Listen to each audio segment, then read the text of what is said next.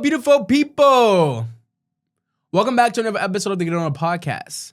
It's a podcast where we talk about mental health, the trials, tribulations of trauma, but also the art of healing. I'm Ivory, I'm your host, and today I have a very special guest. This guest I met over 10 years ago, literally the second day of college of a diner with a group of 15 people, realizing, trying to understand exactly like, who are these people? But not knowing I was going to end up with a friend of 10 years. I want to tell you guys how special she is by just the way her heart works, the way she operates as a person, and also she is a doula. There's so much to this story, but I really, really want to introduce you guys, Skye! Hi, how you doing? How you feeling, girl? I feel really good. I'm really excited to be here. Oh, yeah. Did you do your getting older homework? I did do my getting older homework. Yeah, here's the thing, guys. So one thing about my friend, and she's an honest friend, because I remember when I first started doing this podcast, she will always like my podcast stuff and everything. And I'm thinking to myself, like, wow, like she's watching, she's like tuning in. And I'll ask her, she's like, no, I ain't seen no episode that you've done. I am subscribed. I like every single post. Yeah. Anyways, so Skye, I want to just say, first of all, you also actually been on an episode of Getting Older podcast. I have. So before the production, before the microphone, before the lights, I did, a test trial of Getting Older, and I had you and Brandon on. And I want to say, just to use your apartment as a set was an amazing thing, and I appreciate you, and I love that episode still to this day.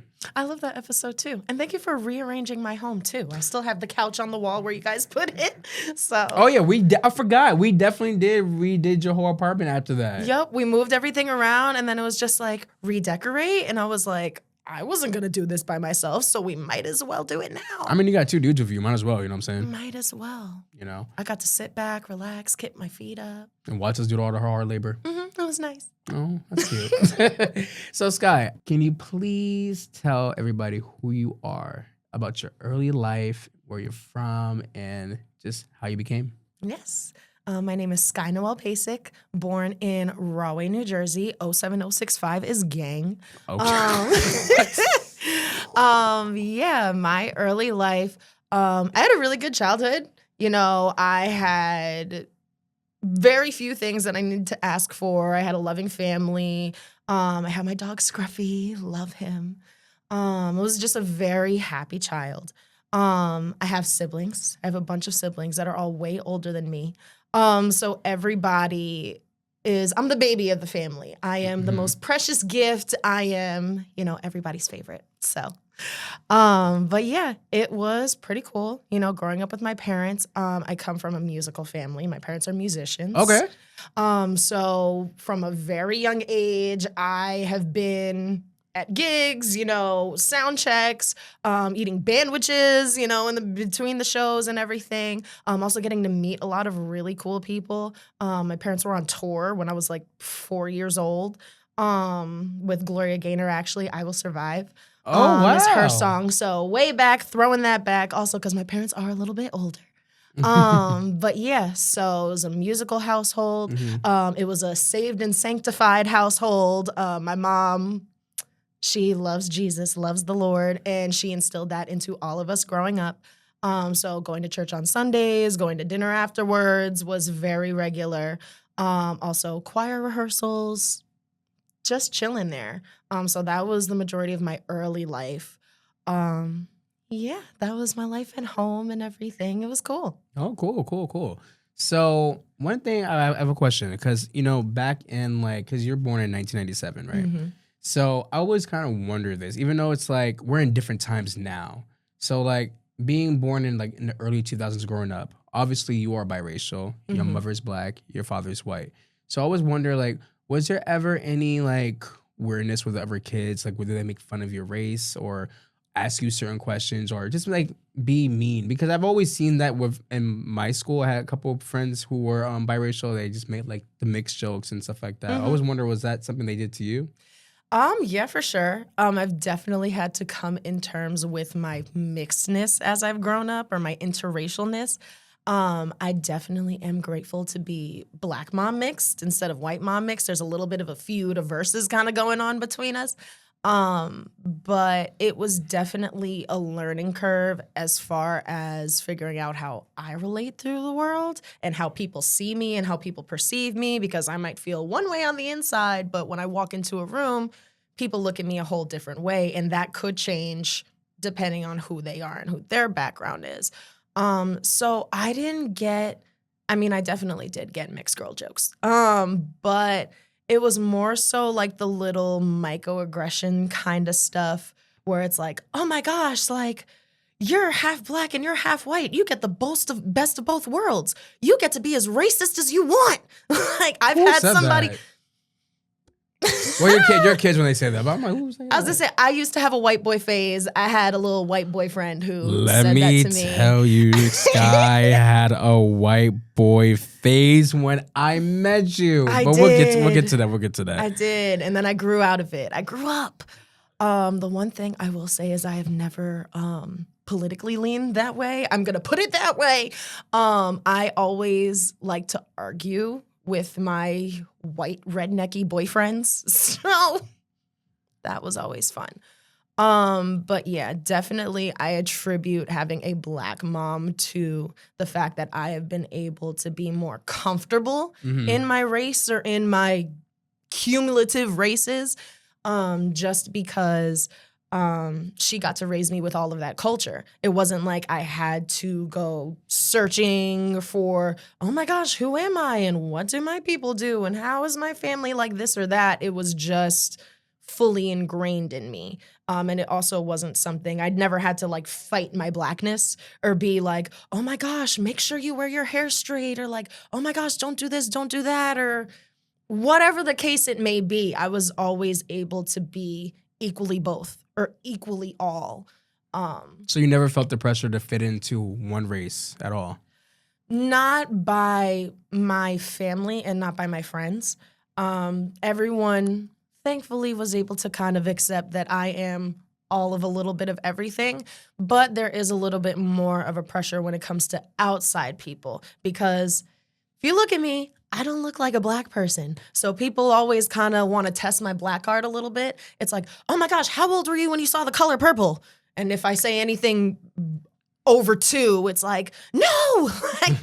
So, stupid little things like that, which again, I will credit my black mom for at least showing me and teaching me that blackness doesn't look one way versus another.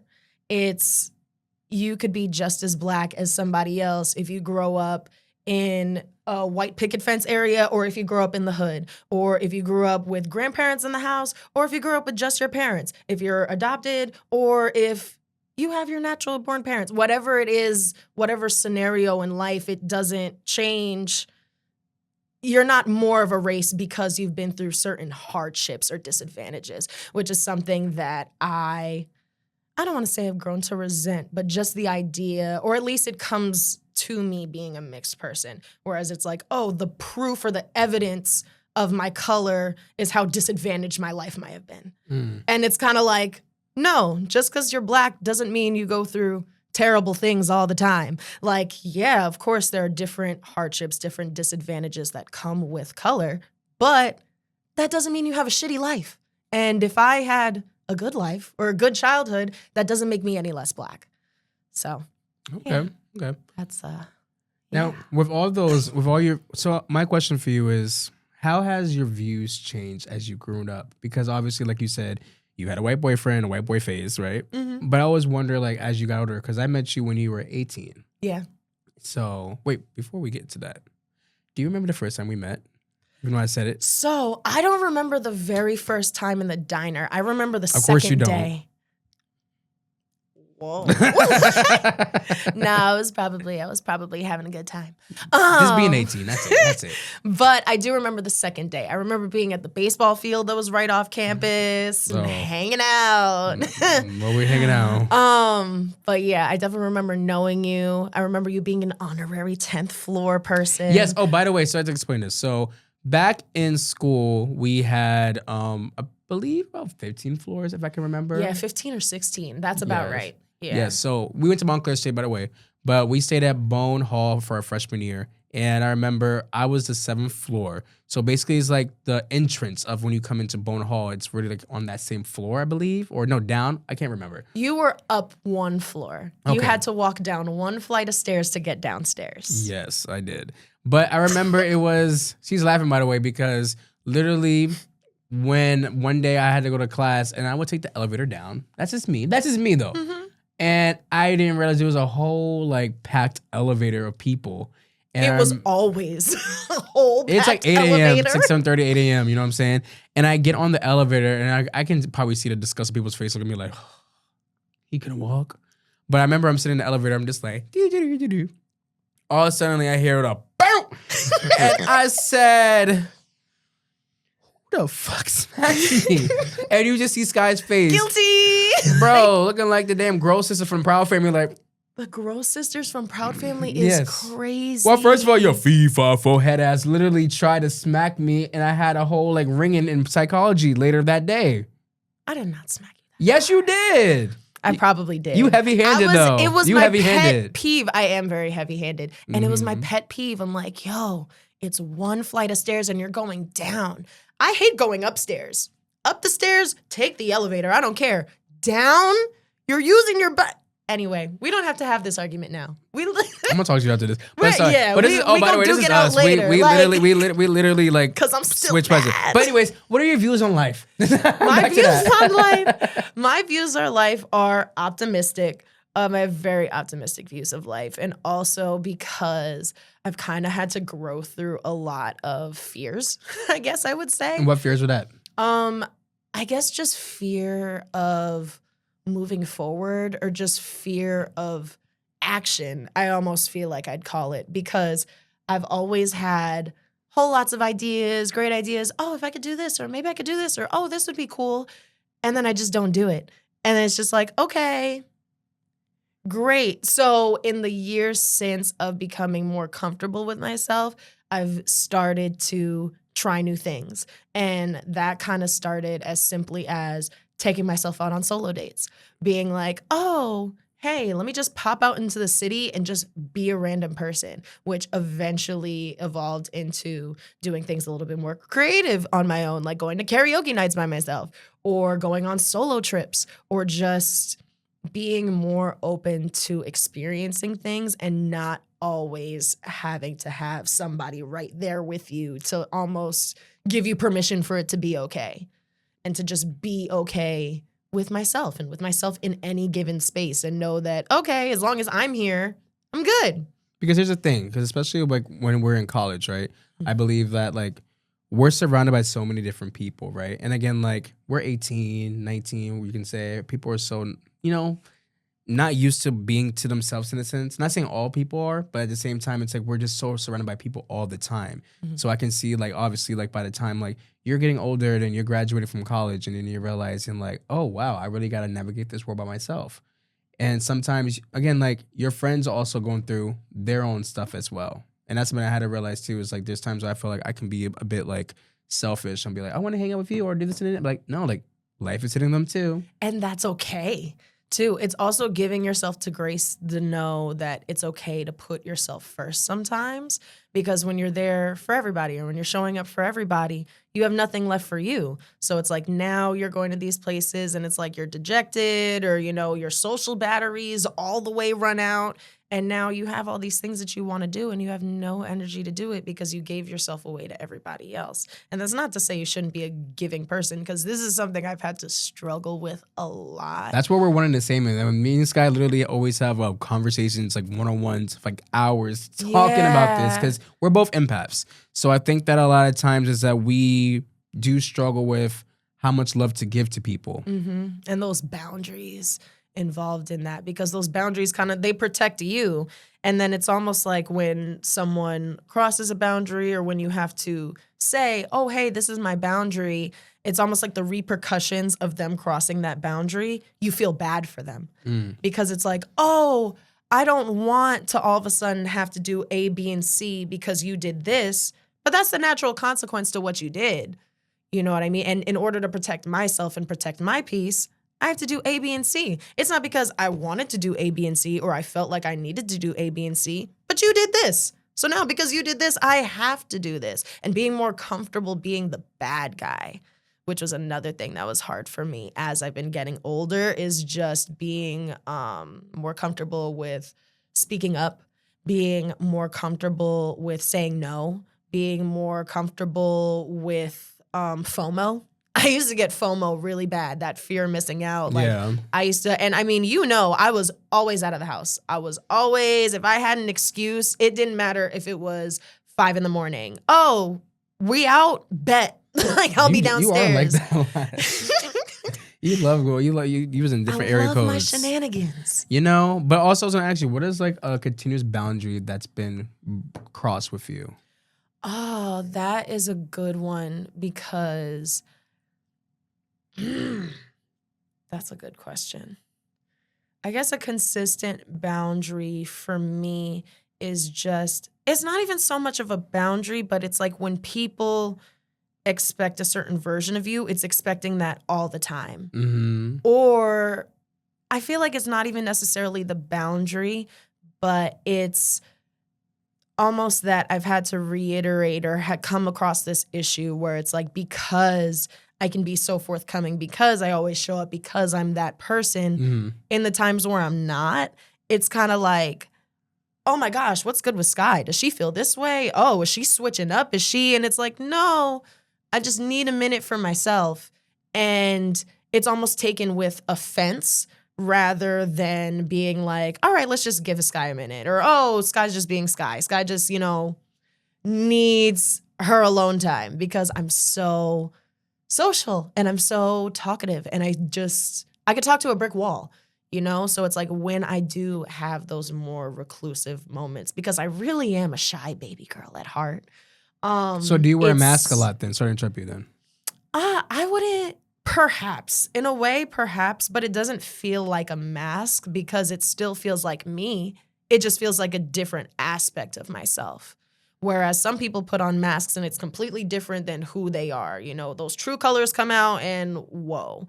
Whereas it's like a performer. Yeah, right. It's more performative where it's like, no, I really am this way. I really do feel this way. It's more about my energy level. And maybe I might mask so that other people may feel comfortable with my energy or lack thereof. Mm-hmm. So if there's any level of masking, it's more like, hey, I'm really tired. I really don't want to be here, but I'm going to be upbeat and I'm going to have all this energy because I want to be around and I want you to be happy and I want you to have a good time.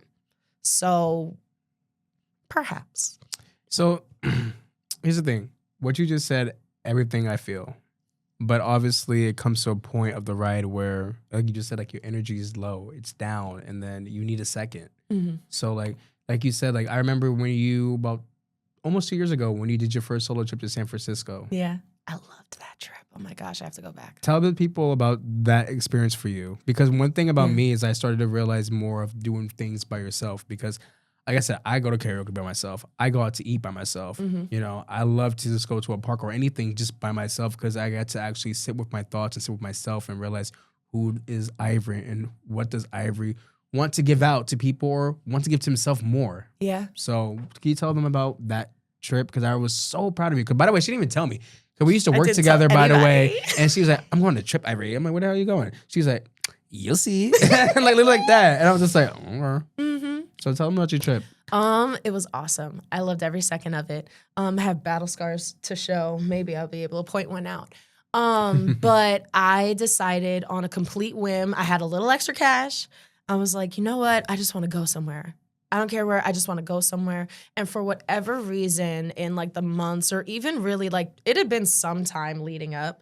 But I just wanted to go to San Francisco just because I was like, oh, if I were ever going to do a solo trip, why not San Francisco? It was a pretty city. I had seen some little touristy things that I was kind of like, okay, I could see myself like being into that. And then finally it was just like, all right, why not? I saw the ticket. It was not that expensive. I was like, I have the time. And I just decided to go. So 2 weeks before that trip is when I bought that ticket. Mm-hmm. And then, I was on TikTok University. trying to find what hotel I wanted to stay at, trying to see, okay, what is actually worth it to go see there, what's more like tourist trappy, what are better times to go, certain museums, things like that. So I did, my little research and stuff. I came up with like a bunch of list of things that I wanted to do, and then I just went. Literally, I think my flight was at I was out like a bat in hell. Like, I think it was at like 12 midnight or something like that. And then I Ubered to my hotel. It was this cute little boutique hotel. And I had a really good time. I was able to get on the cable cars for free, actually, because how I can talk to a brick wall, I just chat with people. And then I literally asked the guy, I was like, oh, like, can I just pay you cash, or do I need to go to the machine to get my ticket and whatever? He looked at me, he was just like, just get on, like, whatever. I was like, okay. Gave me the family discount. I was able to go to Fisherman's Wharf and back for free.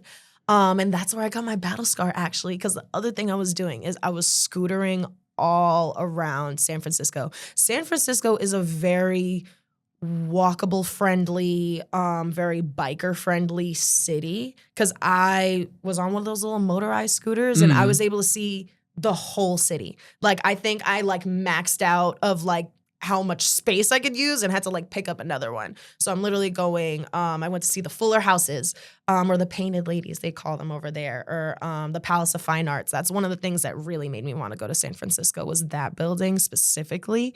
Getting to go to the beach, getting to also talk to people, meet people. I also did karaoke there too. So I had my little solo night in a city where nobody knows my name and nobody knows who the hell I am. Those are the best times. Oh my gosh, you. it was such a good time. I even made friends, or at least made one friend, somebody who I'm like friendly with, that I'll still talk to from time to time. I got to hike a lot. It was beautiful. There's hummingbirds. That was one thing I really liked about it there. I was like, and I hate birds. You know how I feel about birds. Girl, we have the same fear. I hate birds, but hummingbirds, for whatever reason, I think are like really cute. So I'm like, if I go somewhere and I see a hummingbird, I'm like, okay, there's good energy here. Like, that's where we differ. Okay. It has to be over there. It's got to be that way. But it can't just be with a 10-foot pole. It can be cute. I saw somebody having an orgy on the beach. I just remembered that just now. Yes, because I never knew one that. of the beach, I went to Marshall's Beach, which is just off of, if you're going, there's like this viewpoint where you could see the Golden Gate Bridge and everything. So I went there, and then if you go down this big mountain of space or whatever, there's a hike, little trail or whatever. It takes you down to the beach. The beach is called Marshall's Beach, and it's a nude beach. So the immediate little area that I went to, everyone had clothes on. Everyone's taking their little sunset pics or whatever. It was cute. It was wholesome. I see the bridge over in the distance. I'm like, you know what? I want to get some good pictures of the Golden Gate Bridge. So I'm walking. I passed like this one area of rocks. Had to have been maybe like 4 dudes. Butt ass naked. Just getting it. Like, it was... It was interesting. I took 2 steps forward. I looked, I was like, oh. And I remember there was like another photographer that was taking pictures like right next to me. And I remember I kind of looked at them and like made a face. And then like they didn't react. And I'm like, wait, is he recording the bridge or is he recording them? Like, so yeah, it was lots of sights to see. Lots of sights. Beautiful, very fun city. Yes. Okay. Butt ass naked. Like, okay. I was like, oh, I have to show you the picture. There's a picture where literally like, pictures. oh no, I didn't take a picture of them. Please. Oh, I'm about to say. I did not take a picture of them, but like literally like just out of the frame is where they were doing that. Like I took the picture and just got them out of it. So. Okay. Yeah. So anyways, I don't know where these conversations are going to. Anyways, I wanted to ask you too. So with all that being said, like the self-care trip that you wanted to do for yourself was a success, correct? Yes, very much successful. All right. So tell me a little bit more about your personal views in life. Because I'm really interested to know, like, obviously, like, because what I'm getting so far from this conversation we're having thus far, I mean, I know you, but I'm just saying for the listeners that's listening to you right now, I mean, you have a lot of things when... To me, is very much like I'm very much happy-go-lucky, right? I could tell a story. I could put on a performance. I can make you feel good. But I want to honestly understand is how do you, because when I say this in a nice way, because I've done this a lot, you know, very performative, like I said, but who is Skye without the smile right now? Mm-hmm. Who is Skye behind closed doors? Yeah. You know, as we get older, you know, I've realized that we want the best for ourselves, but I wanted to know from you, it was like, what is some of your personal views of just life and just where you are right now? Yeah. I definitely feel like I'm at a very interesting point in my life right now because it's a lot of growth, a lot of lessons, but it's not even just new lessons. It's almost like old lessons that you're learning in a different way, or old lessons that you have to see from a new perspective. And I guess as far as who Skye is behind the smile, I'm actually very sad a lot of the time. Can be very depressed. I was a very lonely child growing up. While I do have siblings, while I do have family, and while they all love and adore me very much, I grew up with really big age gaps. So, for example, my mother was 40 when she had me. My dad was about 43. To put that in another perspective, my mother is only about 2 years younger than Ruby Bridges, and my dad is actually her age. Okay. So with that being said, also, my siblings are way older than me. I have a brother who is going to be 50 next month. So he's old enough to be my dad. I have a nephew who's 25 and married. I have my sister who she was about 14 years older than me, you know, when I was born. So that relationship was always more like a second mom than, oh my gosh, big sis, keep all my secrets for me. Right. So the only really like sibling rivalry I kind of got to get, or that more so relationship, was with my two brothers, my two bonus brothers, Caleb and Jihad. One being older than me, the other one being younger than me. And even then, they kind of lived with us for limited periods of time between the two of them, depending. So I had to entertain myself a lot. I had to be okay with waltzing around the backyard by myself, or, you know, going to the park with my dad. And if there's nobody else there, going down the slide by myself, doing the swings by myself. I had to be comfortable with being alone from a very young age. And as I grew up, I grew resentful of that, and have even had feelings of that come up recently, where it's like, there's some people who will look at me and be like, oh my gosh, I love that you do stuff on your own. I love that you do these solo dates. I love that you travel on your own. I love that you could just walk in somewhere and be like, oh, hey, know anybody in the room, and just be totally cool. But I kind of had to earn that. I had to learn to be comfortable just existing and just being by myself. And then sometimes there's been times where people are like, oh my gosh, I like that about you. And I'm just like, bitch, like, what do you mean? Like, this isn't because I wanted to be this cool, mysterious solo person. It's because it was either get comfortable with yourself, or I don't even know what the alternative would have been. Just be comfortable with living your life on other people's terms. And that wasn't happening for me either. So, yes, but I can still get very sad. I love to listen to my sad music, my Drake. I be in my moods. But I guess as far as my mindset with that is that I like to lead with love. I like to put love first. It's part of the way I was raised. It's part of the way I grew up, whereas love is the most important commandment. It's the most important thing. It's the thing that we're put here to do. Yeah. So, even if you are born for 2 seconds and your only purpose was to be loved on for 2 seconds, well done, you did a good job. You know what I mean? Like, I have never really gotten caught up with the whole, like, oh my gosh, like, not to say that I've never had career aspirations, but my biggest goals have always been, I just want to be happy. I just want to be in a loving environment with people who love me, and I just want to be able to spread that love in whatever way I can. So that's kind of what keeps me through. And then just finding those little silver linings or those little moments of enjoyment or just those moments of gratitude and appreciation.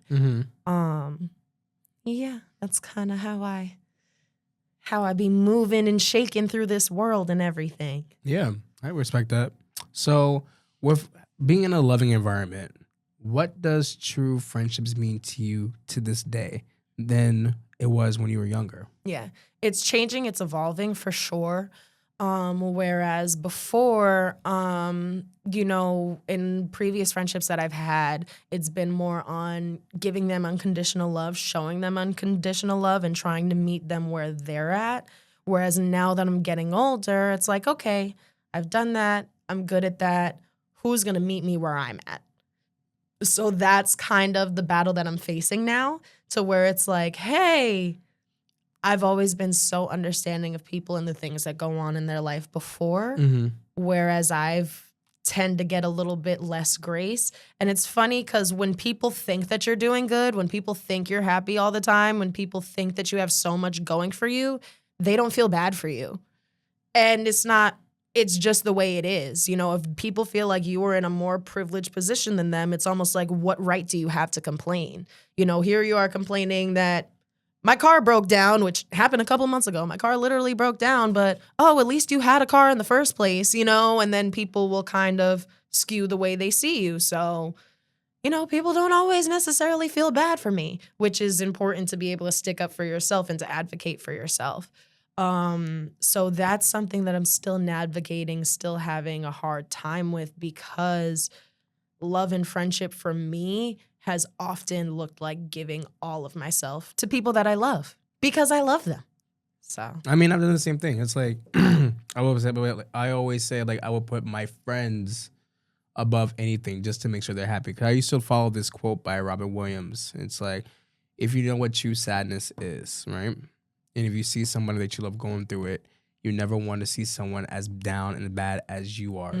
So that was always me too. It's like I never wanted that. But also, again, that does come with a price of people pleasing. Yes. Check on your people pleasers, friends. Please. But check on yourself first. Right. No, I'm just saying. That part. No, seriously, because I feel like with you, I always see like I love your energy. I love this and that. But one thing I always tell you, friend, is that we have to look at ourselves first and realize that this does not serve me anymore. You know what I mean? Like doing all this extraness and stuff like that. Because I feel like I used to be with the extras and the birthdays and stuff like that. But I realized like, the fuck? Why? Because I'm not going to get that back in return. Not saying I needed it back in return, but I'm just saying in general, like, why are we doing that? Why? And I feel like that's just giving too much of your energy. Then you become get resentful with it later in life. And you don't want to get there. You don't want to be that type of person at all. Right. And then it also builds and it builds and it builds. And it starts to that one thing that you didn't check that you probably should have, but we're like, meh. And it's another thing. And then it's another thing. And then it's another thing. And by the time you're like at your limit, it's like, what? But I only did this teeny little thing. And it's like, yeah, but you did this teeny little thing like 17,000 times. But then it just doesn't necessarily hit the same. So, yeah. How are you like that in romantic relationships then? What romantic relationships? No, I mean... No, that's a valid question. No, because obviously I always look at the end of the day, a relationship is a relationship. Yeah. Friendship and romantic. So if you're doing this in your friendships, how are you in romance then? It's interesting because I've noticed with myself when I do get into romantic entanglements, I am very different than the way with my friends are. And please tell me more. One, I'm very lovey-dovey. I'm very like, I want to do everything. My brother will come for me all the time because it's like my younger brother lives with me. So he'll come for me, be like, oh yeah, like you didn't wash the dishes, or like, what's going to happen when you're married and have a husband? And it's like, yeah, when I'm married and I have a husband, this house is going to be spotless. Not because, oh my gosh, I'm waiting until I'm married and have a husband to get in a regular routine of cleaning my home, but because something about the energy of that type of love on me, it makes me want to do certain things that I don't like to do for myself. And then also I've even had conversations in friendships where it's like, I have certain friends who, I don't know how to say it, but it's almost like they get more I don't want to say they get more from the friendship, but they almost there's certain actions that make them feel a little bit more loved and cared for, or that they would totally be into. So for instance, I've had friends where it's like, hey, if I texted them like a good morning sunshine text every single morning at like 6 a.m., they would love it. Like they would think, oh my gosh, like that's so nice. Meanwhile, I'm like, if my best friend texts me at 6 a.m. with a good morning sunshine text, I'm probably going to chuck my phone across the room and be like, yo. And it's not even because I don't love my friends. It's just because that type of energy, it doesn't translate to me in that way. Whereas if I'm dating somebody and they text me at 6 a.m, some good morning, sunshine, whatever, I'm like, oh my gosh, like, I'm feeling happy all day. So it's weird because it's like, two different types of people can do the exact same thing, but because I love them differently, it translates differently for me. Are you the type of friend that gets in a relationship and forgets your friends? No.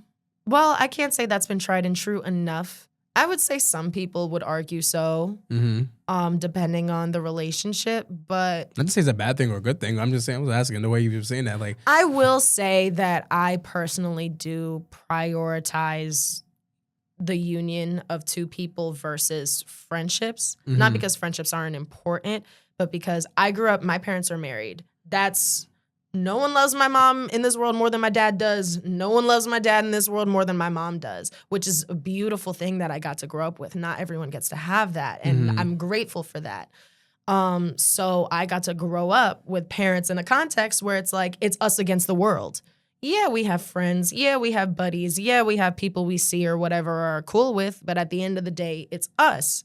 And I know we've talked about this before. We haven't mentioned it today yet, but one of my goals in life since I've been a child has been to be a wife and a mother. So when I think about it in that context, it's like, hey, I love my friends. I love you to death. But my goal is to be a wife, is to be joined to my husband, whoever in the world that may so be. But why is that a goal? I have a question. Like, why is like being a wife and being a mother a goal? That's a good question.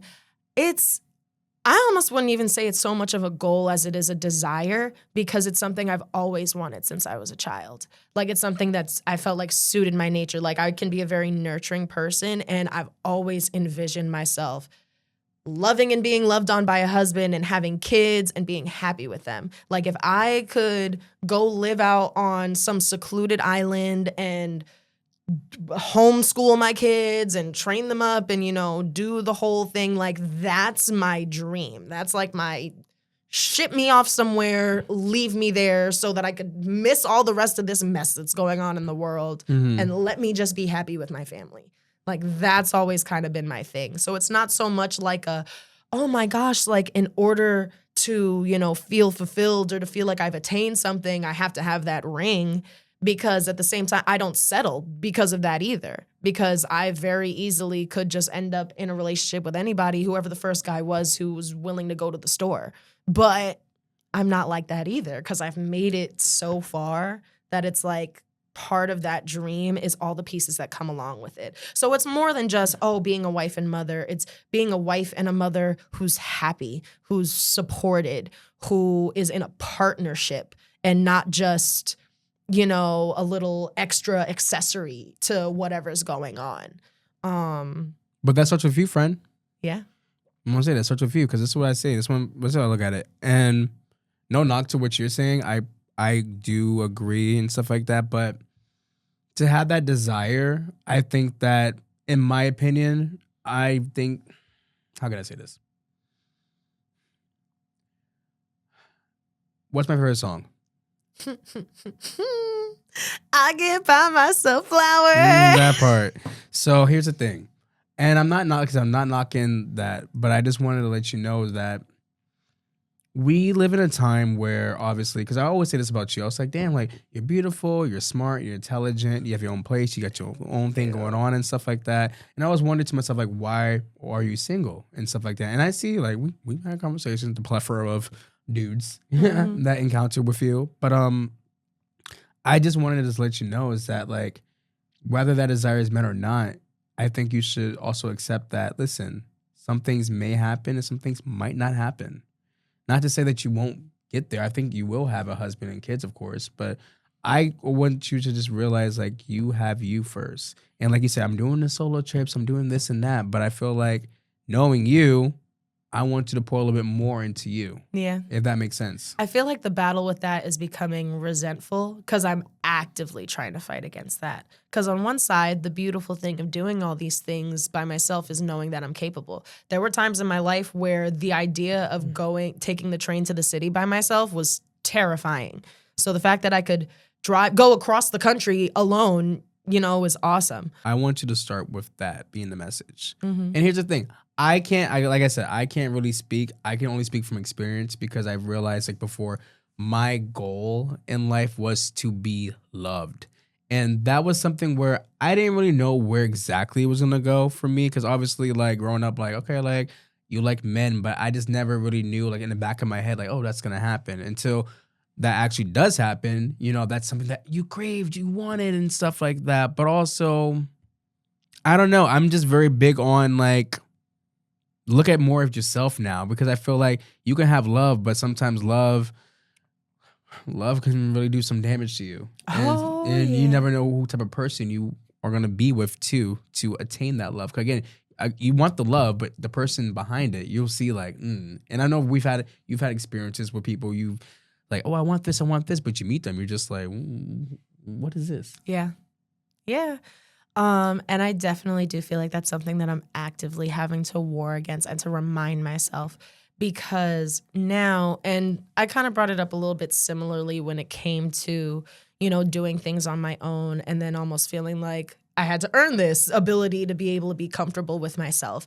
It almost feels in a similar vein where it's like, hey, part of the reason why I have to start taking myself out on solo dates is because I can't wait for a knight in shining armor to come swoop me down and take me on a vacation, or to take me to the Met, or to help me figure out what my favorite restaurant is. I actually got emotional not that long ago because I really sat back and I was like, I don't have a favorite restaurant. I'm 28 years old and I don't have a favorite place where it's like, oh, if it were a special occasion, if you wanted to take me out, get me something I really liked, I don't have a favorite spot.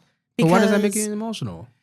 It was a little warped. It was a little warped because on one side, I've been to so many different places and I've had so many really cool experiences that it's like, oh, I'm a go with the flow kind of person. Yeah. But in the moment, it was coming from a place of like, oh my gosh, like, there are some people who will go to the same spot every year for their birthday, or, they have a date night spot. And it's like, I haven't been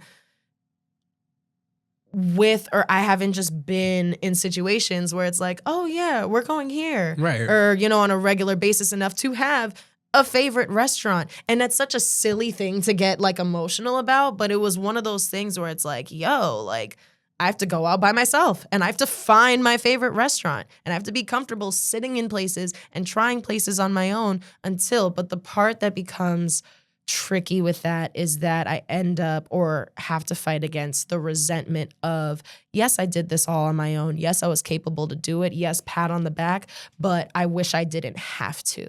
It's getting over that desire of wishing I didn't have to be strong for myself, wishing I didn't have to take myself out to have a good time, wishing I didn't have to buy myself a ticket to see a concert or, go on this flight or do this just to make myself feel good.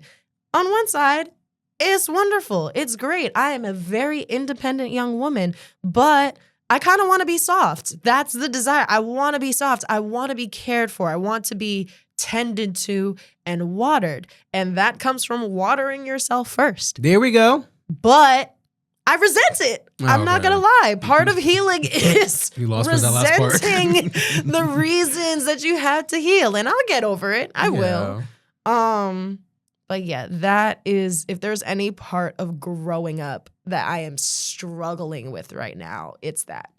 It's finding the gratitude and the gratefulness for the things that I am actively trying not to resent. Here's the thing. So earlier this year, I was on Hinge, right? Mm-hmm. And this is my time where I felt like to myself, you know what? I'm ready to date. I'm actually ready to put myself out there, right? Mm-hmm. So I remember literally, talking to a few people and stuff like that. And I'm picky, I'm very like trying like what are you into and stuff like that. One and the same in that. But I just say it's just like I was talking to this person and I remember just being like, okay, you got out the hinge stage. Now you're gonna be in you get my number stage, right? And then you get my number and then we can talk. And then after that, we're going to, make plans. And like, again, I said before, I've always wanted love. I've always wanted to feel, like you said, feel soft. I wanted to feel like my complete self with a guy. Yeah. To be honest. But you are complete on your own, I know. Ivory. No, I'm to before. No, you have to relax. Don't use my words against me. I know what I'm talking about right now. Listen to the story. But I was saying is that before I remember just like, because again, you have to understand is that I don't have a lot of gay friends out here. I don't really have a lot of people I can talk to. All my friends have a lot of straight friends. But like I said, girl, let me get back to my point. But my point was that I remember talking to this person. I remember just being like organizing like a date and stuff like that to the cities and stuff like that. For me, like I'm more of like daytime, like, hey, let's go to the museum, or hey, let's grab lunch, or a quick little brunch and stuff like that, and walk around the park. That's kind of like my first innings of getting to know somebody and stuff like that. But really, like, we did that one time. It was amazing. It went great. And I loved it. And I thought it was a great time. And then after a while, we're talking, like literally texting every day for a while. Then comes to a point where my boundary, I'll say, was this person said, hey, I'm going to get a hotel room for us because I want to watch this movie. And I said, well, we can go to my house to watch a movie, or I can go to your place to watch a movie, but I'm not trying to do overnight, right? And basically, I got ghosted, right? And one of the things I realized with that moment, I was like, I'm not going to compromise something that I believe in. Because again, it was so easy for me to be like, oh, I just need to be in love. I need to this and that. But no, like, I'm not trying to be easy in that way. So yeah, that's why I'm saying to you to go back to the story, flower yourself and let yourself grow. And you see like how much certain things that you wanted, and then you see it like, am I going to compromise myself for this one, or is this going to be worth it for me? Yeah. And by the way, 2 weeks ago, this person actually texted me and was like, hey, out of nowhere. And literally just, I'm like, and now I have the art of speaking up now. That's been one of my biggest things too. Yeah. So I spoke up, I said, why are you texting me? And literally just being like, oh, I miss you. Blocked. Miss me. What the bullshit? Miss me, for real. Facts. But I just wanted to say to you, like, I hope I make sense when I'm saying this to you. No, it's you just do. That I just think that watering yourself and focus on yourself is the most important thing. And then the thing, I'm okay with being single. I used to make a joke to myself 2 months ago, like, I'm going to be single for the rest of my life, right? No, because it's real. Loneliness is real. And I'm not going to sit here and shit on it, acting like I'm all high and mighty. Like, I don't want a relationship either. I would like a partnership as well. But like, here's the thing. The thing I'm trying to say to you is that I've been in situations where I was broken and I was sad. Not to say that you, like you just said earlier, I'm sad and like I be going through my shit. I'm not saying you can't be like that, but I don't want you to present yourself to something where like, well, not saying you're going to settle, but sometimes, be real, you might settle for something that's like, okay, well, you know what? I am on a timeline. I do want to have a husband. I do want to have kids, but I'm just saying, like, it's going to take, you gotta let yourself rise, baby. You gotta let yourself rise. And like I said, for me, I'm at a place where it's like, I'm not even ready for a relationship right now. Because the only relationship I'm in right now is with myself. Yeah. And I want to get more to the point of like, I love really doing things by myself. I still do now more things by myself. And I love it. And and I'm going to, the more love I give to myself, I'm going to be able to pour into somebody else the right way. Right. Because that's important too. Because I've noticed that too in myself. Because while I am very much, I want to be married, I want to have a husband, he's got to be right. Like, it's got to be the right one. And I've dealt with certain things, or I guess certain traumas that you build from relationships, from dealing with people that, in other relationships, it's like, oh my gosh, I didn't even realize the way this trauma was showing up for me until you got to the next relationship. Because again, when we're talking to our friends, when we're dealing with our friends, it's a different wall, or it's a different part of ourselves that we put forward, or that we at least put on the line. Whereas, in a relationship, it's a little bit different. And I've had this conversation with other people before where I've learned about myself that I'm very good at being transparent, but not good at being vulnerable. And I think that's almost what has kept me single, at least because it's hard to get a certain level of deep with somebody, which is the depths that I would like to go before I marry anybody or before I at least know who I'm going to decide to give myself to for the rest of my life. That is kind of hard to get to when you're scared of being vulnerable. When Why are you're you scared of scared? Crying. Like, I don't cry. But why? I never seen you cry, by the way. Yeah, But never. I wanted to say, Never, but ever. why? But no, but for like, why are you scared to be vulnerable for a partner? Because you keep saying like, I, want to do this, I want to do this, and but like Yeah. with a partner, I feel like that's like one of the key factors of a relationship is being vulnerable. The trauma there, it's a trauma response there specifically, where it's like, I feel traumatized by giving up or being a certain level of vulnerable, and then it gets thrown back at you, or it gets used back at you, or it gets, in some way it comes back to you, whether it's like, oh my gosh, yeah, you cry once and now all of a sudden you're the crybaby every time something goes on. Or, oh my gosh, hey, I really need you to hold space for me in a moment. And now, you give me my little 2 pats on the back, and now here comes the stage for you to start blubbering and crying. And now I have to suck in everything else of what I was just feeling and then use that to help you. Because now you took me having a moment as the time to shine your moment. And not to say that people can't have their own moments, but I'm just bringing this up as a scenario because this happened in a relationship that I was in before, where it was like every single time I had something to cry about, he had something to cry about. And it's like, oh my gosh, now we're both just 2 blubbering babies sitting here, like, and nothing's really getting resolved, or like nothing's really, we're just sitting here. And then also even in friendships where it's like, hey, I opened up to you about something, or even where I've opened up to people just about the fact that I may be feeling insecure, or I may be feeling like I have a lot on my plate, because I'm in a time in my life where I do have a lot on my plate. I live on my own. I'm the head of my household. I work 3 jobs and I'm starting a business, a side hustle right now. I have my parents are getting older. They were old when they had me. They're even older now. So, watching them age, beautiful thing, but it could be very bittersweet sometimes. Just all these different pressures that are, I don't know how to say it, but it's like these pressures are the result of blessings that I've asked for, but it's still pressure. And trying to open up and be vulnerable about that just for later on to be accused of crying and screaming and, oh my gosh, I try my best to be there for you. And it's like, okay, then I'm just never going to cry and scream in front of you again. I'm never going to open up about myself in front of you again because it was a burden to you when I do it. I'm the person to pat you on the back. I'm the person to uplift you. I'm the person to encourage you. But when I need that encouragement, or even when I just need a, Skye, shut the fuck up, everything's fine, it's like, oh no, you're being ungrateful. Oh my gosh, you're being weird. Oh, so I have adopted a fear of vulnerability because of past times where it was weaponized against me. So here's the thing. I'm going to tweak it for you. That's what I call it. I think that with all those experiences, they shape you.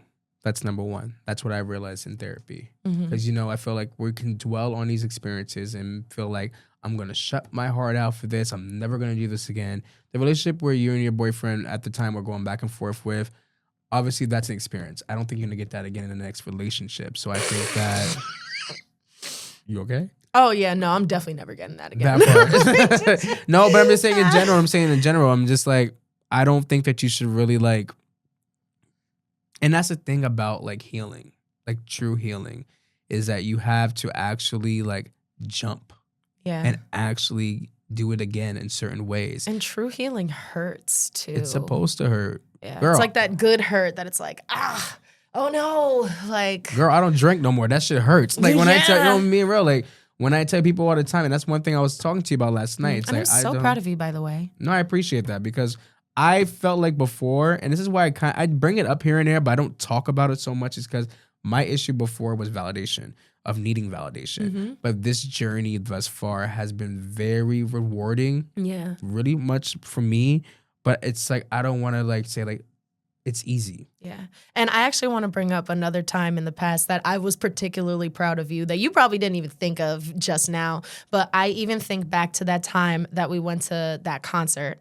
We went to see Leon Thomas, and we were lucky enough to somehow end up at the after party. And I remember you looked at me and you were like, oh, should I drink tonight? And I was like, don't break your streak for this. I looked at you, I was like, you're grown, you're gonna do what you're gonna do, but if this is the reason, if this is the deciding factor of, hey, I wanna drink versus no, don't let this be the reason. If you wanna drink, have a drink, but don't let being here around these people influence your boundary and how far you've come in your growth. And you didn't, and we had a great grand old time. Well, I appreciate you for saying that, because at the end of the day, when that time came with like going to the after party, because that was my first attempt. I had some attempts. I was trying not to drink no more. And I remember that being the part of like, okay, you know, this is celebrity.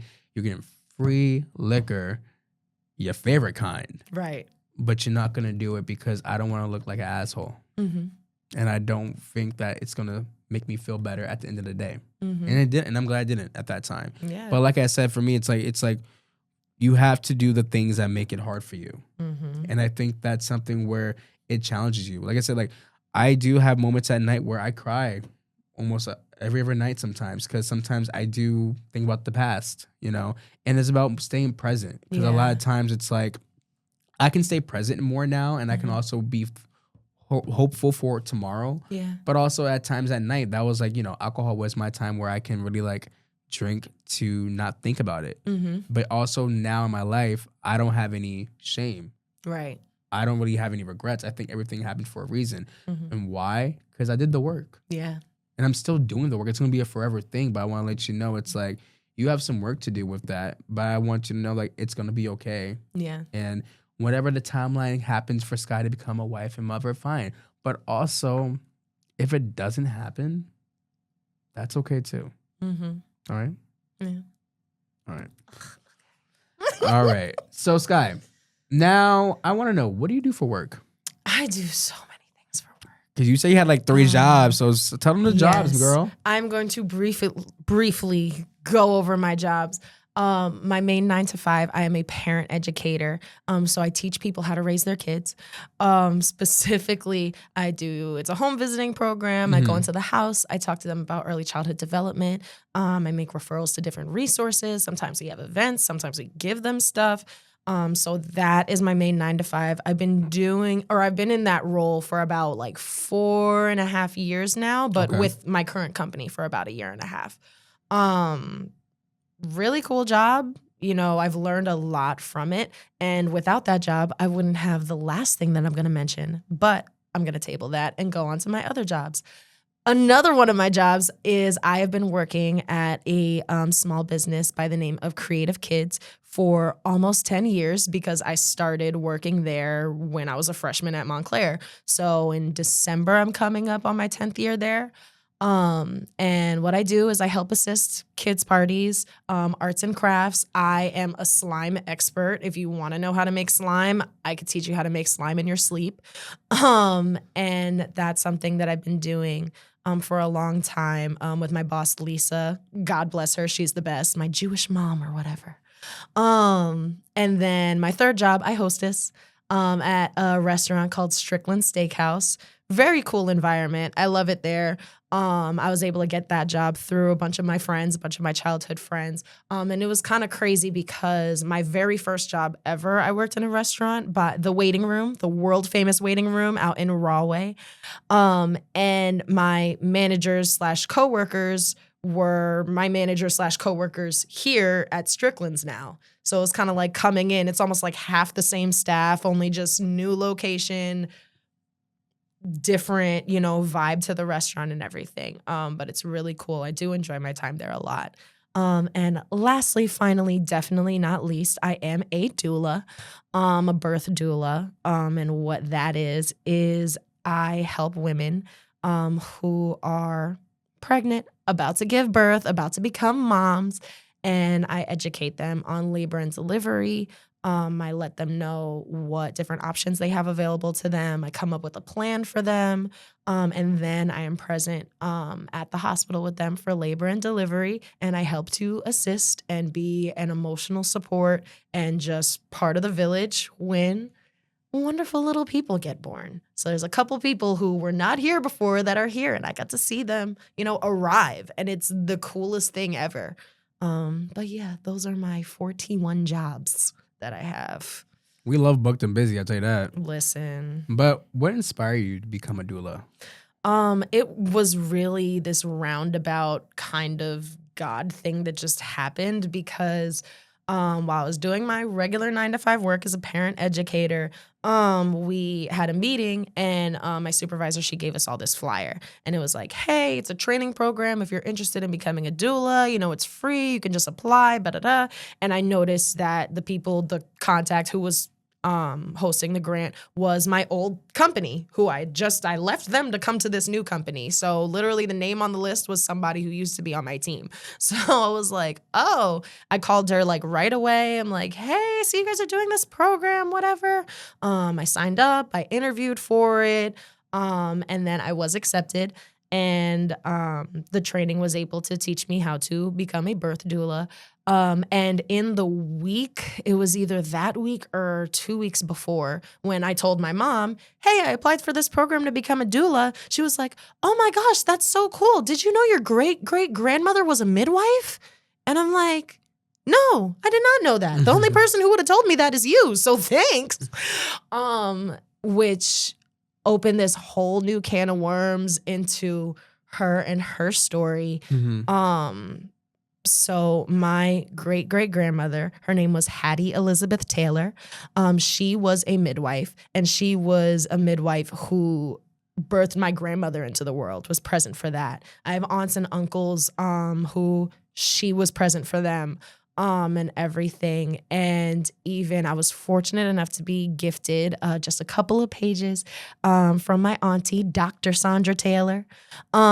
She was able to get my great-great-grandmother Hattie's old book that had a couple of pages of some of the births that she did. So it would have their name, it would have their race, which on many of these documents, they're super old, Negro, and, what their birth weight was, if there was any complications. I think there was a birth she did that it was twins. There was a birth that she did that ended in a miscarriage or in a stillbirth. And just being able to have just that tiny piece of history.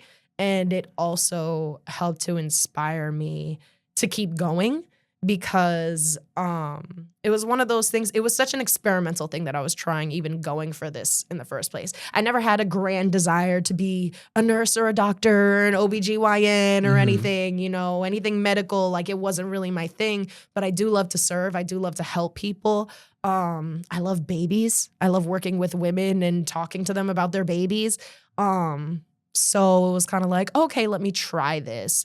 And then getting that piece of my great-great-grandmother and getting that piece of family in it was almost kind of like you're on the right track, keep going kind of sign that I needed. So, lo and behold, I did my training.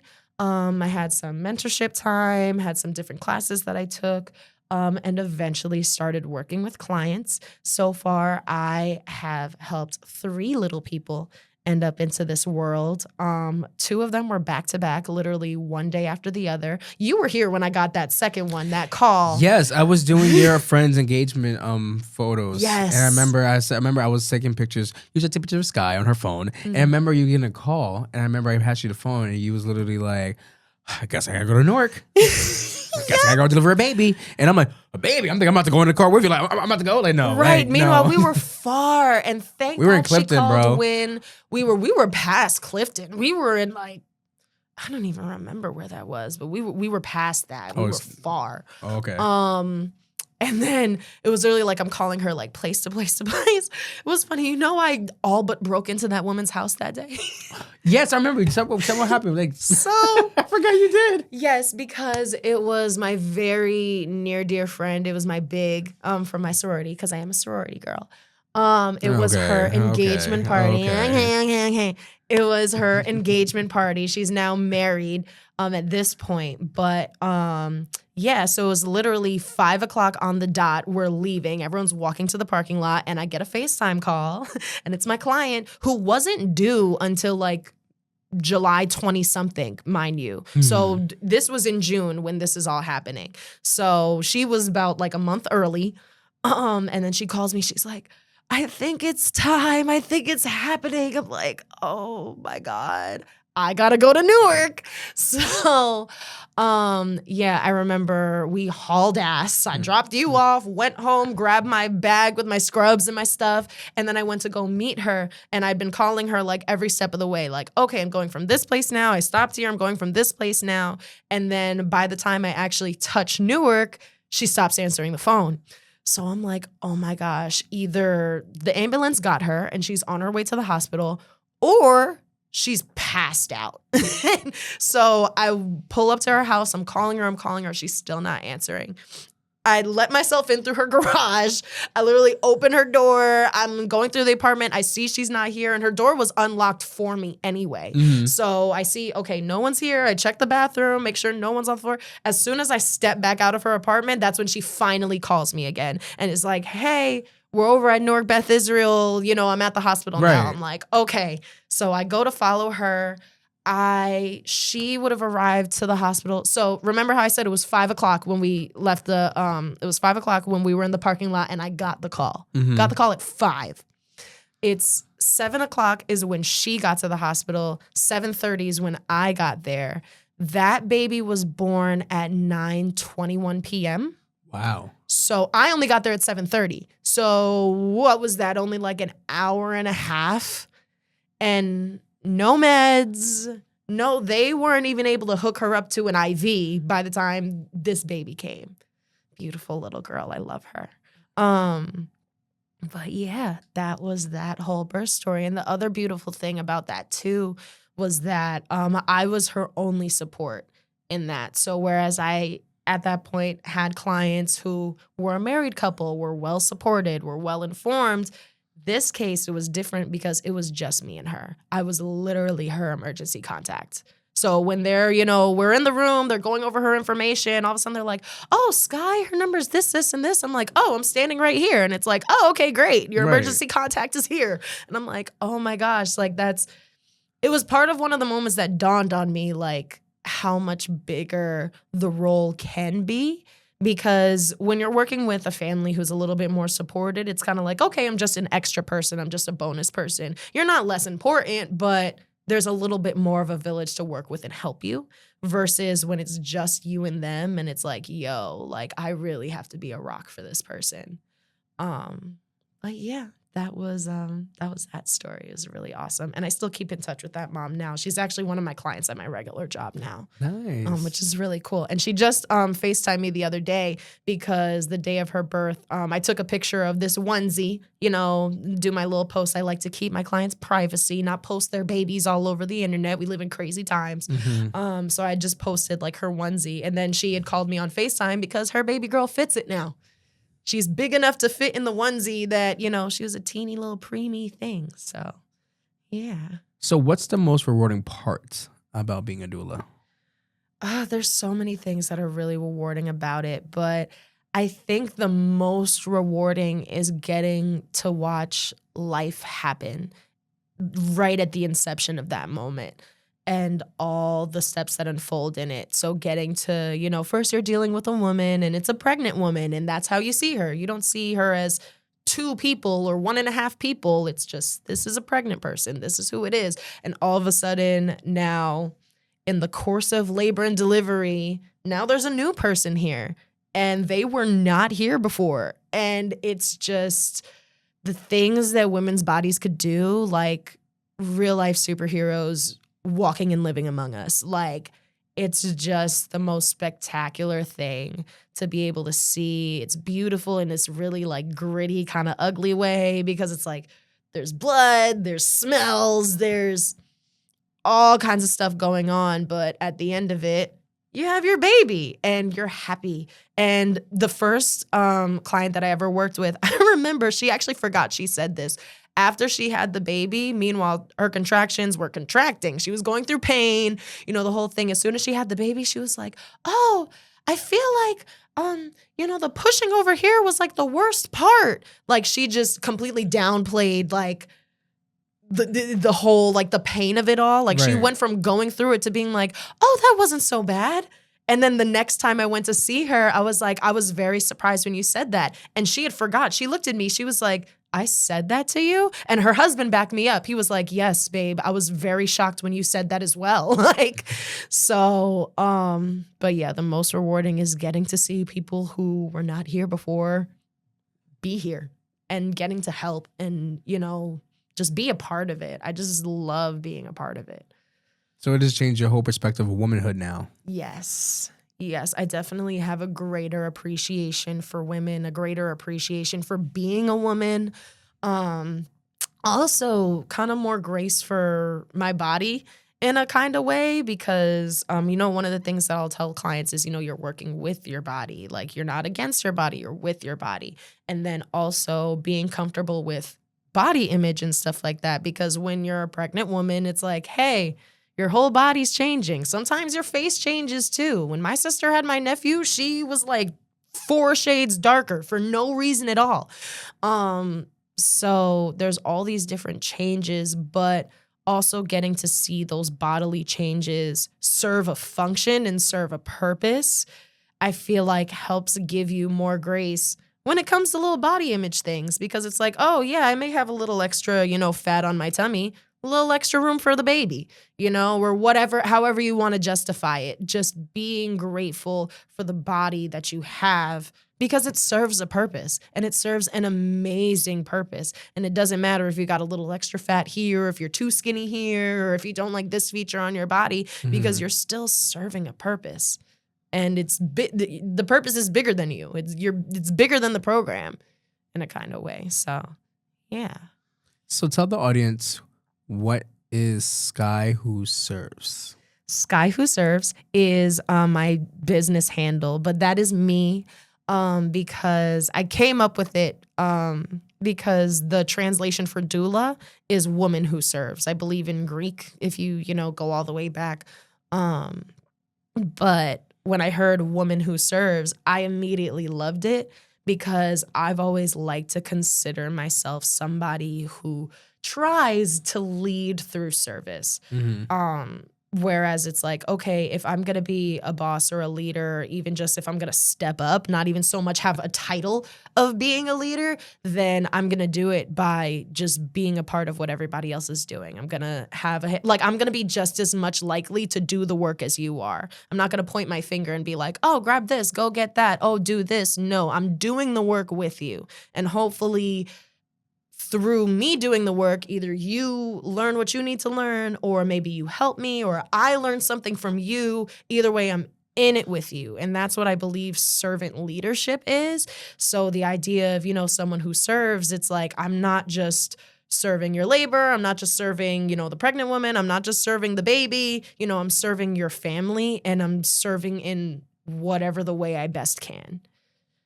So yeah, that's who Skye Who Serves is. At least that's who that is to me.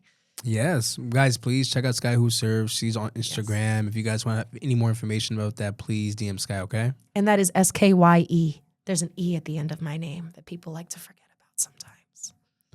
Anyways, obviously with all the jobs that you do, you work with children. Yes. And as a parent educator, I wanted to know something. And this might get a little touchy. So I remember I was in California at the time when you were doing this job, and I remember you was talking about a boy named Malachi. Yes, my best friend.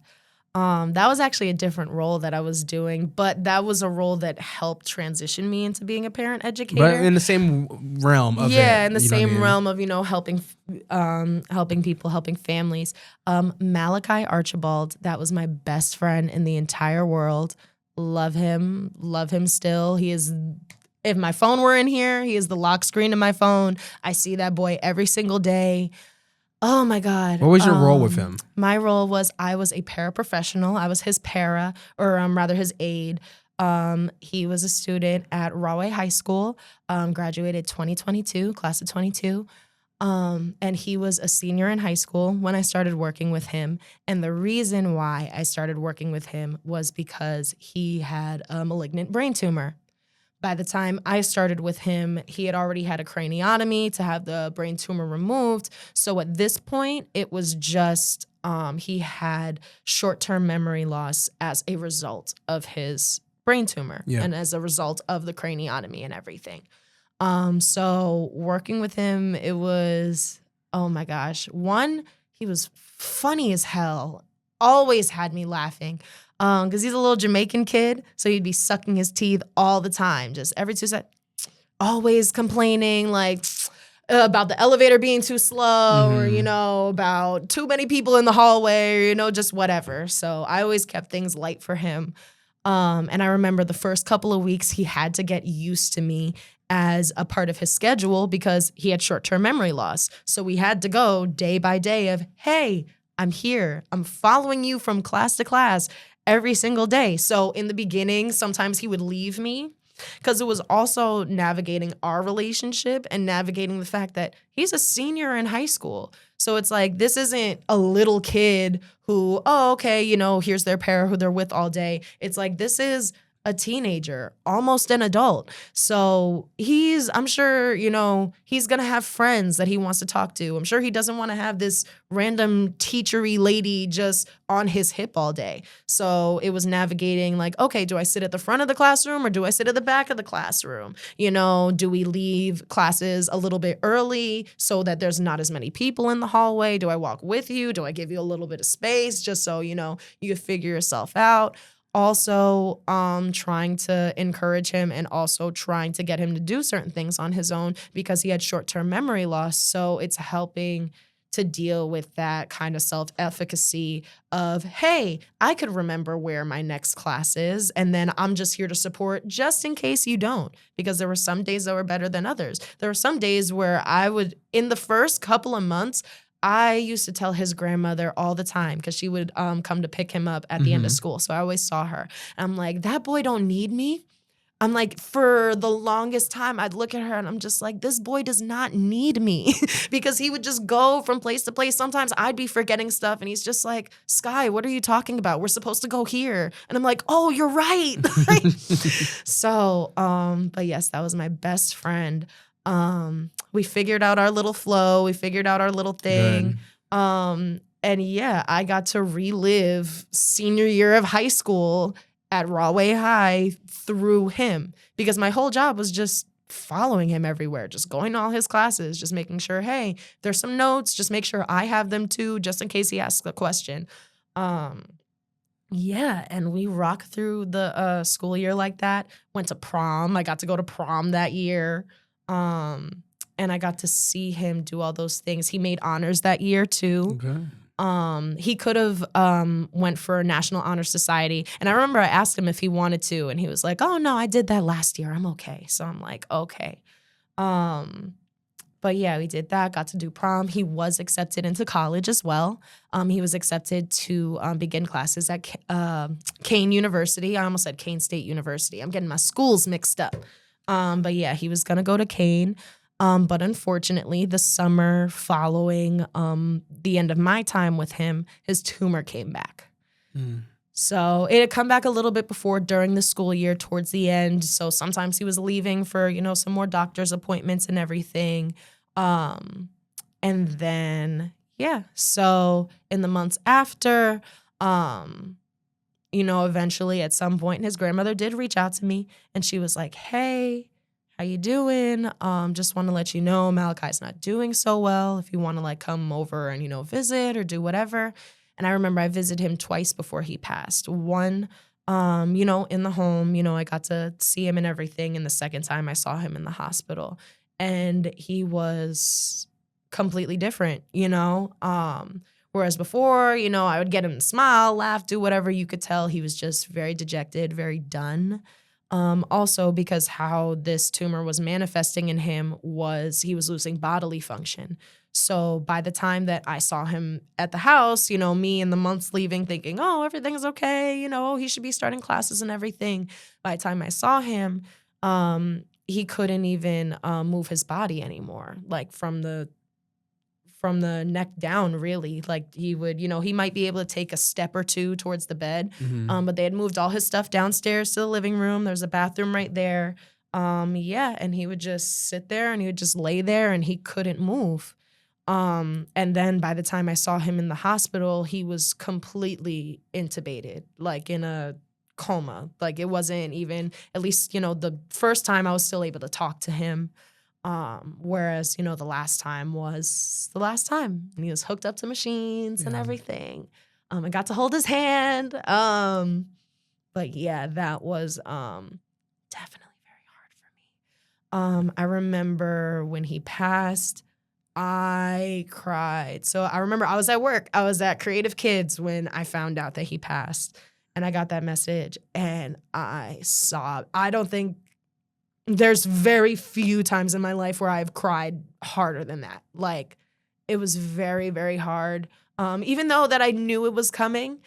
And I remember, the last time I saw him, I had an uncle who passed like maybe a week or two before when I went to go see him for the last time. And I remember holding his hand and in my mind being like, it's okay. Like, I got some people on the other side waiting for you. Like, it's fine. Like, and getting to have that moment of goodbye with him. And then, I got the news and everything. I cried. I remember I begged his family to make sure the funeral was on a different day because my uncle had just passed. We had to fly to Arizona to go for his funeral because that was a whole nother thing. So I'm talking to her. I'm like, please, if it's not too much trouble, please just don't choose this weekend. Any other weekend, but this one, I'm not going to be there and I have to be there. So they had it, I don't know if it was the weekend after or if they did 2 weeks out or something like that. And I remember the morning of his wake, I dreamt him actually. I had a dream about him. And it was so funny because it was so similar to in the beginning when I used to first started working with him, where it was like he walked in the room and then he just walked right past me. It was almost like he didn't remember me again. His short-term memory loss, was kind of a thing. So I remember it was he walked in the room, he walks right past me. And in the dream, I look at him, I'm like, oh my God, Malachi. And I give him the biggest hug. And I just, I say my goodbyes, all of that, and send him off. And then I remember, he had his wake. I told his grandmother about that too. She's like, oh my gosh, he came to visit you. And I'm like, yeah. But yeah, that's my Malachi. Love him. Loved him. That was my best friend. Had me cracking up all the day long because he would just complain. And I remember he would complain and he'd complain and he'd complain. And I'd always just laugh at him. He'd be like, Skye, it's not, I'm being serious. I'm not trying to be funny. And I'm just like, I know, but you're still hilarious though. So yeah, that was my guy. What did his passing teach you? Life is short. It taught me a lot about gratitude. It taught me a lot about forgiveness because I wouldn't have had that job if I didn't forgive other people before that, because that was an opportunity that came to me through one of my childhood friends' mom. At the time, we hadn't been speaking for years. And then, we were in a little group. It was a little group of friends. And then our other friend, her mother passed. So our one friend lost her mother. And this was during the time where I hadn't spoken to them in a really long time. Yeah. And I remember this kind of back and forth of all right, well, do I go to the funeral? Is it going to make it about me? Do I show up for her anyway? Whatever problem we had however many years ago is not this deep. And so I went, we caught up, we did that whole thing. And then my other friend who was in that, same group and everything, her mother had just gotten a job with the Department of Education. At the time, I was unemployed. I think I was collecting unemployment. And she was just like, oh my gosh, you're looking for a job? The high school needs paras. Like, please. So that's when I applied, and that's how I got the job to work with Malachi. So I always think about it in such a full circle way, because it's like, if I didn't put aside my ego and my pride and forgive them and take that step forward, we never would have had the conversation about me working at the high school. I wouldn't have thought about that on my own. I never would have had that way in, gotten the job, and I never would have met Malachi. And I am so grateful to have even gotten to experience him for the amount of time that I did. I wish that he were still here, because I wish that the story I could be telling would be about how he went to college and, he's got a job and he's doing all these wonderful, amazing things. But his testimony is who he was. And he was really an amazing person. And I'm like, the amount of the world that won't get to know him makes me sad, because I loved that boy so much. You did. You loved him so much. Oh my God. Yeah. That's my Malachi, my Mally.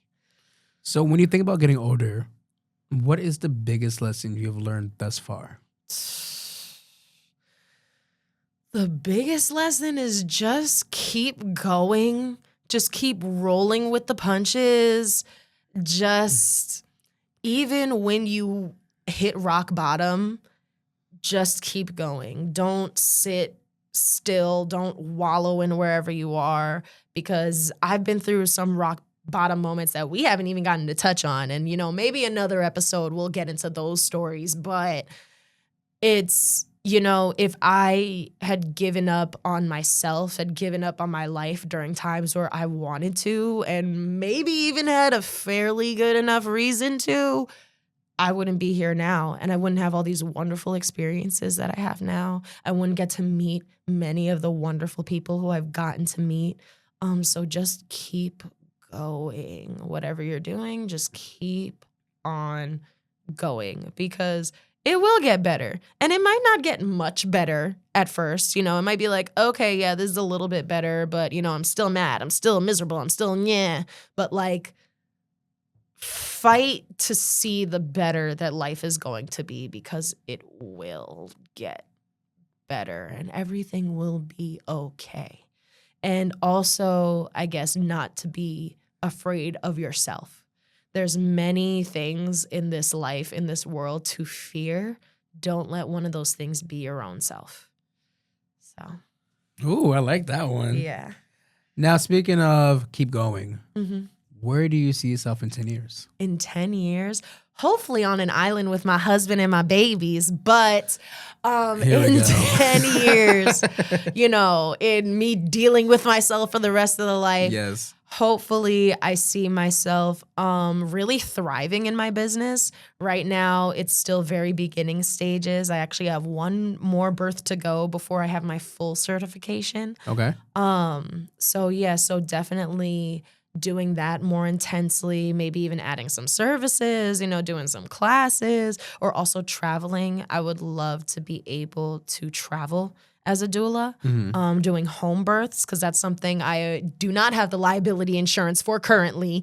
But at some point, I would like to participate in home births, see how that looks, because that's something I've wanted for myself, as well as just traveling more. I would like to be far more well-traveled, and regardless of what that love looks like, I would like to be surrounded by genuine, pure, unconditional love in 10 years. But most of my 10-year plans involve, my business growing, seeing the life that takes on its own, and then also knocking off a couple of personal desires or goals. I've always wanted to live somewhere tropical.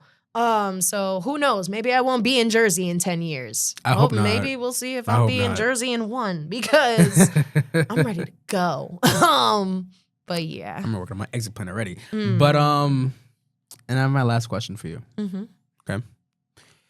If you could leave one message with listeners who feel the same pressure to smile through their struggles, what would you tell them? I would tell them that it's okay. Everything's going to be okay. And more importantly, that it's okay to let that mask slip sometimes. And if you don't, you won't actually know who's there for you and who isn't. Because this is something that I actually wanted to touch on earlier that I forgot. But I've had moments even in certain friendships where I have you are one of these friends, by the way.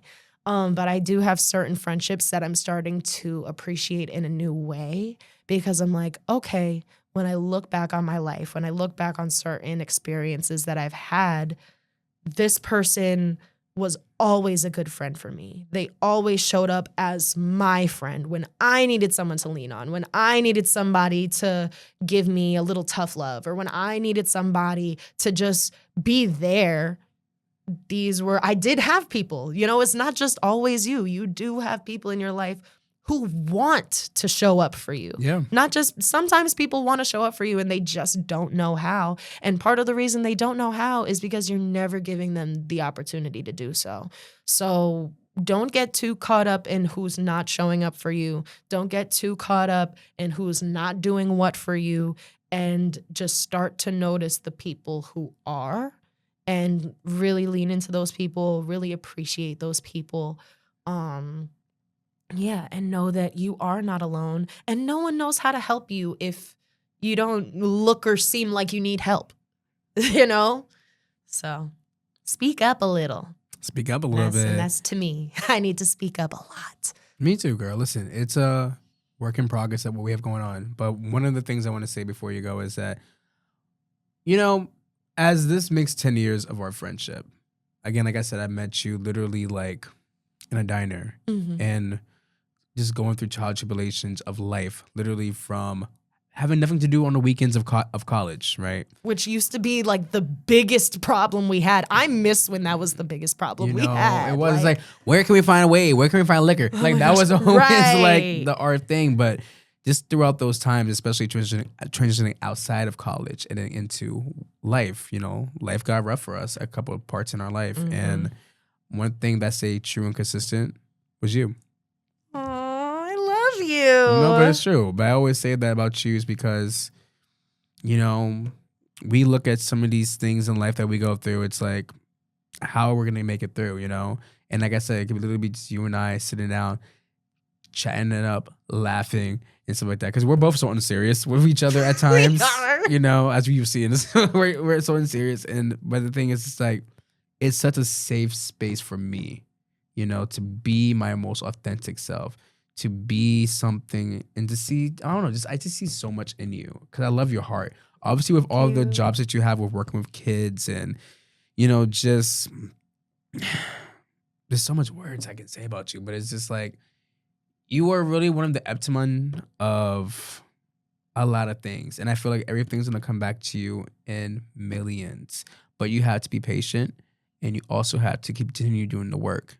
And sometimes you have to challenge yourself into that work. Like, I see what you're doing and I see the steps of it, but I know you can level up a little higher with the disciplines that you have to focus on. Yeah. And you're going to get where you have to get to, okay? I'm always going to be your biggest supporter, babe. I love you. I love you too, my love. All right, Skye, can you please tell people what you got going on, Sarah? Any Instagram handles, anything like that? Look at this camera right here. Hi, how you doing? So if you would like to follow my personal shenanigans, my personal Instagram is skye.well, skye.well. And my business, for all things doula, for all things birth, for all things life and joy and child and mother and all of that, it is Skye Who Serves, which is SKYEWHOSERVES, Skye Who Serves on Instagram as well. All right, guys, thank you so much for another episode of Getting Older Podcast. We have Skye. All right, guys, please like, comment, subscribe. Please tell us one of your favorite moments from this conversation, and we'll see you on the next episode of Getting Older. Bye.